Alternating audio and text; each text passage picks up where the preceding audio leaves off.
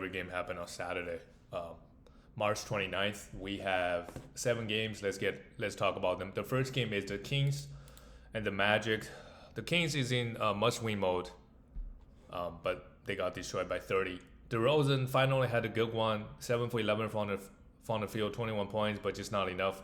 Sabonis, he's been balling, 13 rebounds, 4 assists with 14 points. Zach LaVine had a pretty rough one. Same thing with Malik Monk. One thing to point out is Magic this year, they're a pretty good defensive team. They held Kings only 91 points. Nobody really played that well other than DeRozan. Not much going on with the Kings fantasy-wise. Now that Malik Monk is back, Keon Ellis, he's not going to have a lot of minutes. So if Malik Monk is somehow on the waiver wire, I know we only got like 2 weeks left, but he needs to be rostered as well. Maybe by next game he's going to ramp up and start playing, high 20s and low 30s. For the Magic, Banchero had 24 points, but again, 5 for 11. If we're just looking ahead for next year, remember, if you have him, you got to pound free throws in category leagues. Franz Wagner, pretty good, just very efficient all around. KCP had 1-3 with 2 steals and a block. This team, maybe Anthony Black is somebody that I'll look to stream if there's a back-to-back. Maybe Jonathan Isaac for some defensive stats for a back-to-back, but not much else going on.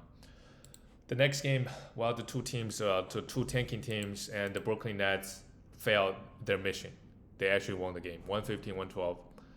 And Keon Johnson had a pretty good one with 15 points and 5 threes. I'm surprised these guys even getting 30 minutes, right? Tyrese Martin, we could stream him. Noah Clowney started at the center, had 13 points, but didn't really do much else. Clowney had a lot of hype, mainly because he can potentially get us a lot of defensive stats, but he hasn't really delivered in most games. Zara Williams scored 0 points, and Cameron Johnson played just 24 minutes with 18 points. 7 assists and 9 rebounds is pretty good. Cameron Johnson is still balling toward the end of the season. And we have a Drew Timme sighting. In the last couple games, he's getting some minutes with Claxton out here. He got 28 minutes. He might be somebody we could stream if Claxton and De'Ron Sharp continues to be out, and if the Nets have a good schedule. And Trenton Wofford, unfortunately, did not have a good game here with D'Lo out, only 7 points. But usually he's a guy that we could stream for some points and for some assists with D'Lo out. And this is supposed to be an easy matchup too, but he did not deliver. For the Wizards, it's the same thing. Adrian Johnson, we need to roster him. He played 40 minutes. 20 points with 4 assists and 3 threes. If he played 40 minutes, we can just stream him for guard stats and worry about it later. This game, I think they obviously dealing with a lot of injuries. Keyshawn Johnson, Keyshawn George, Chris Middleton. So they don't have a lot of wings. And AJ, who started at the point guard a couple games ago, become a shooting guard, took 14 shots, so pretty good. Jalen Martin, who's been getting some minutes. Same thing with Kobe Jones. Now we got to look at these guys as well if there's a back-to-back. Jordan Poole, they're still playing him, but only 20 minutes. And Bob Carrington, they give him 21 minutes as well for whatever reason. Alex Sarr only played 24 minutes too. So they're just splitting up the minutes other than AJ Johnson. So I like AJ Johnson the most. The rest of the guys, maybe we could stream them if there's a back-to-back. Moving on to the next one, the Miami Heat beat the Sixers 118-95. The Heat, they are in the 10th seed, and they could be the 9th, right? But, they're going to have to win 2 games to get to the playoffs at this point. And they're obviously playing their guys. And this guy, Larson, popped off, played 30 minutes, 4 steals and 2 blocks and 14 points. With Wiggins out, maybe he's a guy that we can take a look. I don't know how long Wiggins is going to be out. Tyler Hero had a good one with 30 points and 5 threes, and Alec Burks, of course, hit 6 threes in 20 minutes. Sixers defensively, is another team that they're playing all the young guys. So if your team is playing the Sixers, you got to think about streaming some of these guys, their opposing team, because it's pretty easy, right? Kel Ware had a 14 rebound, 13 points. They all play well. Ben Adebayo had 16 points. For the Sixers, Justin Edwards continues to be very solid with 4 3, 17 points and 2 steals. Quentin Grimes really dropped off since a couple weeks ago. Still had 15 points and played 30 minutes and three threes, but I think the opposing defense now look at him, right? He's on the scouting report, so he obviously won't get to his spot or get those points that easily because the opposing defense look at him. Jared Butler had 10 assists. That's a big game. We have to roster him as well. 4 for 4 from three, 19 points. This Sixers team has a lot of good value. So same thing with Adam Bona. 1 steal and 3 blocks in his 30 minutes. If these guys are starting, we have to roster them in the next week in the championship round. And also depend on who you have on your roster. But right, this guy Bona, he could legit be a top 20 player next week, averaging 3 blocks. It's a real possibility, right? Justin Edwards has been very solid, right? Jared Butler, if you need assists, he could legit average 7 assists next week, getting 30 minutes, right? Ricky Council came off the bench, could also be a nice option if there's a back-to-back. They say they might have Tyrese Maxey back. I don't know why they even bring him back, other than maybe for some incentive reasons that he wanted to be back. The next one, the Mavericks beat the Bulls. The Mavericks in a weird situation right now.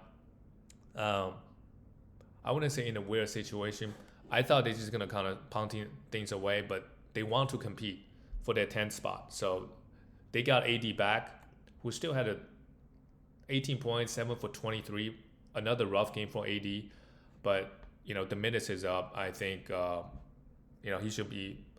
he should contribute a lot in the next 2 weeks, in the next 9 or 10 games, because it seems like they're trying to win. So they started Kai Jones too, so he's another guy that we should pay attention to with 4 steals and 2 blocks. He's another guy that we should pay attention to. Cool. Klay Thompson hit 5 threes, that's pretty good, and Spencer Dinwiddie had 11 assists. He's also been balling. Spencer Dinwiddie, Kai Jones, and RJ Marshall are the guys that we should look at. With PJ Washington back and with PJ and AD back. It seems like they want to give Spencer Dinwiddie those minutes. They have Brandon Williams came off the bench. So Dinwiddie, who's been playing fairly well, we need to roster him. And RJ Marshall, he's still, even with PJ back, he's getting high 20s. So if you need a bit of everything, he's still pretty solid. For the Bulls, their magic they're 8-2. Well, they're 7-3 in the last 10, right? But they obviously we know they beat the Lakers, but it's going to be hard to catch up to the Hawks. They're 2.5 games behind. They obviously tied with the Heat right now, but this team could, when they get into the playoff, they could make some noise because they've been playing very well with this particular unit. Josh Giddey, who only played 26 minutes. I'm not sure why. Did he get hurt or something? Let's see. Josh Giddey.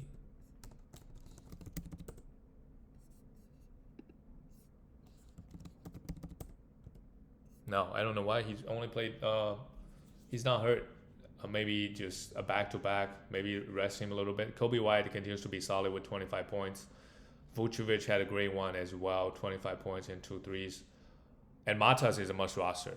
I think he had 30 points the other night as well. Matas.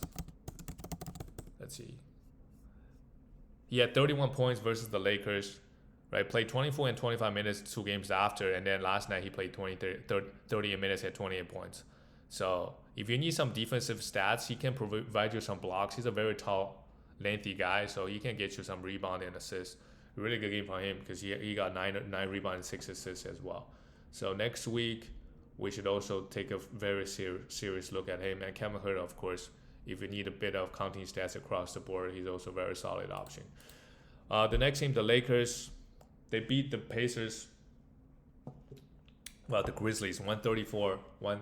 This is a big win for the Lakers because, right, they're all fighting for that top seed. They're all fighting for that 2nd seed in the West, which right now it's looking pretty hard. Like Rockets probably going to lock down that 2nd seed, and Lakers and the Grizzlies, they could play each other. Honestly, that's not bad. That's not bad for the Lakers. For the Grizzlies, I'm not sure. They might feel better playing the Rockets. I feel like out of the 3 teams, Rockets, Nuggets, and Lakers, I think Rockets is the weakest when it comes to playoff time. For the Lakers, LeBron 25 points with 8 assists, 3 steals and a block, continues to be solid. And Luca had 29 points, almost a triple double. Um, and then Austin Reaves too, 31 points. What a game from Austin Reaves. They are really clicking on the offense. Although I think Austin Reeves was a -5 while Luke has a +11. But they're matching pretty well. And the question is in the fourth quarter in a close game, right? When Luka, he's gonna get constantly attacked by the defense, right? Can he do his part on the defensive end? The rest of the Laker guys, defense-wise, yeah, I mean they're just playing defense. Jackson Hayes plays just 17 minutes. Rui Hachimura is back. Dorian Finney-Smith. They have a decent roster.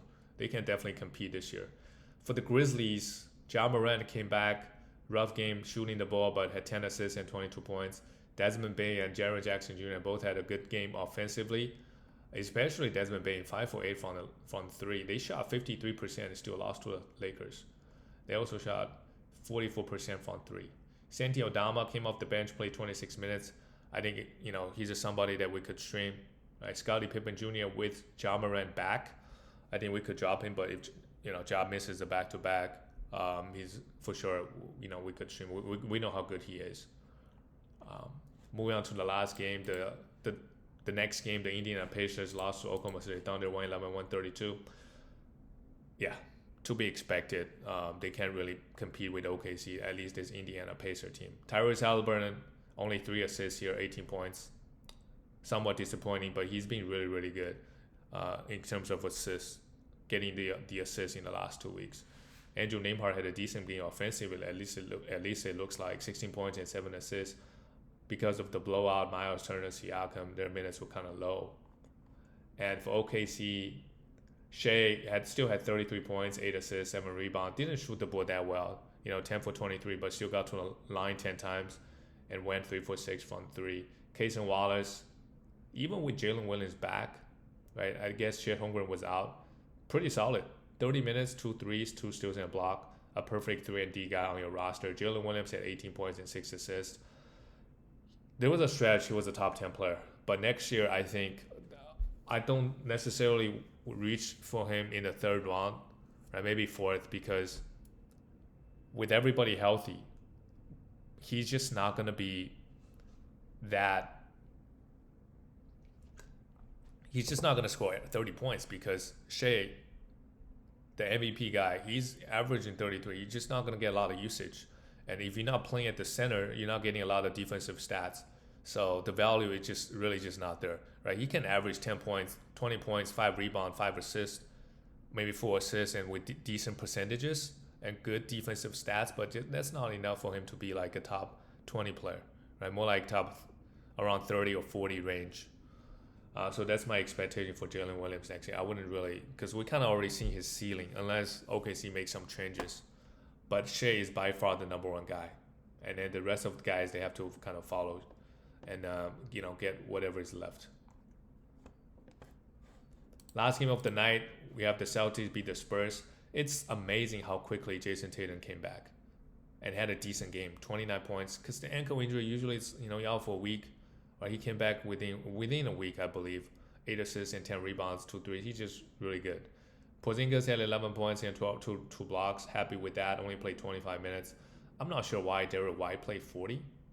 I guess they're really short-handed. Drew Holiday, yeah, because a lot of guys were out this game, actually.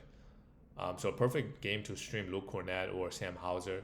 Sam Hauser took 11 threes. Normally, he probably hit 4 or 5 of them if you stream him for threes. So that's pretty good. And Luke Cornett had a great one with 16 rebounds and 15 points. They want to rest Porzingis. I get that. But Cornett played more minutes, so it's interesting. They're saving Porzingis for the playoffs for sure.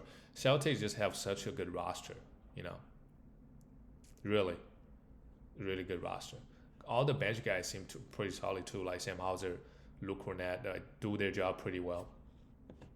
And Jaylen Brown had a quiet night with just 14 points. That's it, guys. I'll see you tomorrow.